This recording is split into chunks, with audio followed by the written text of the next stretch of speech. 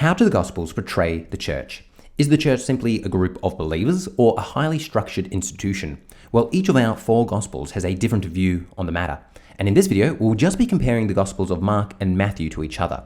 Now, the first thing we need to appreciate is that Mark was written first. He is our earliest Gospel. And as we shall see, Mark does not have a high and lofty view of the church. In fact, he doesn't even mention the word church in his Gospel. Now, after Mark wrote, Matthew then enters the scene and writes his own Gospel, and used Mark as a source, meaning that when Matthew wrote, he had the Gospel of Mark in front of him and was making changes to it. Now, Matthew totally disagrees with Mark about the church, and he thinks very, very highly of the church. And in this video, what I'll be showing you is that Matthew actually adds the very idea of the church into his Gospel.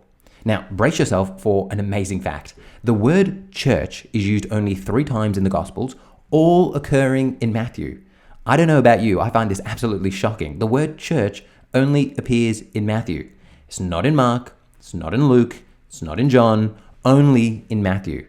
As one author rightly notes, quote, "No other Gospel is so shaped by the thought of the church as Matthew's," end quote. So let's now examine Matthew's use of the word church. The most famous appearance of the word church is when Jesus gives Peter the keys to the kingdom of heaven and tells him whatever he binds on earth will be bound in heaven. This is found in Matthew chapter 16. Let's now read it for ourselves. Quote, "And I tell you, you are Peter, and on this rock I will build my church, and the gates of Hades will not prevail against it. I will give you the keys of the kingdom of heaven, and whatever you bind on earth will be bound in heaven, and whatever you loose on earth will be loosed in heaven." End quote. The other occurrence of the word church is found in Matthew chapter 18. In this passage, we're told that the church also has this power of binding and loosing. Let's now read it for ourselves. It reads, quote, "If a person refuses to listen to them, tell it to the church. And if the offender refuses to listen even to the church, let such a one be to you as a Gentile and a tax collector. Truly, I tell you, whatever you bind on earth will be bound in heaven, and whatever you loose on earth will be loosed in heaven." So, in these passages, we are told that the church has the power to bind and loose. Now, what does this power of binding and loosing even mean? It means that the church has the power of the keys. Allowing them to bind someone to the church means to accept them in, or to loose them from the church means to exclude them.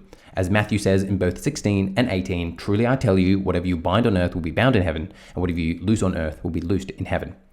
Now, these keys didn't always belong to the apostles. At one stage, they belonged to the Jewish leadership. In Matthew 23, we read, "But woe to you experts in the law and you Pharisees, hypocrites! You keep locking people out of the kingdom of heaven, for you neither enter nor permit those trying to enter to go in." End quote. So Matthew is telling us here that the power of the keys once belonged to the Jews, but has now been transferred to the apostles. And with these keys, the apostles will start the church. Now, the idea of the keys is very significant to the largest Christian church today, also known as the Catholic Church. Here is the flag of Vatican City, and as you can see, on it are a pair of keys. A fun fact about the Vatican City, it is the smallest country in the world, and in it you find the largest church in the world, St. Peter's Basilica.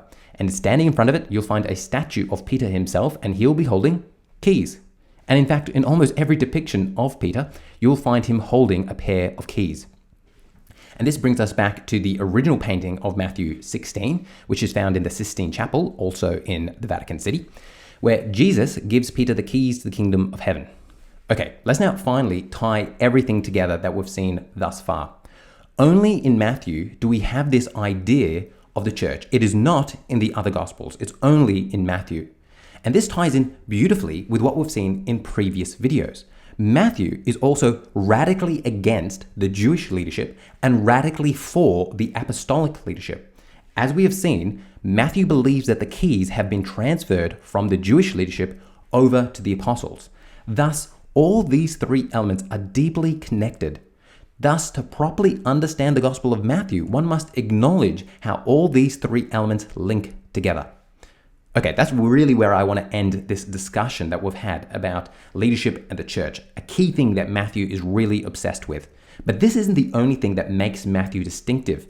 Matthew is also obsessed with making his gospel appear very, very Jewish. And this is what we're going to talk about in our next couple of videos, the Jewish nature of Matthew's gospel. So if that sounds interesting to you, please make sure you think about becoming a patron or just hit the like button, leave me a comment and subscribe. All these things make a huge difference to the channel. So thanks so much for watching. I'll see you in the next one.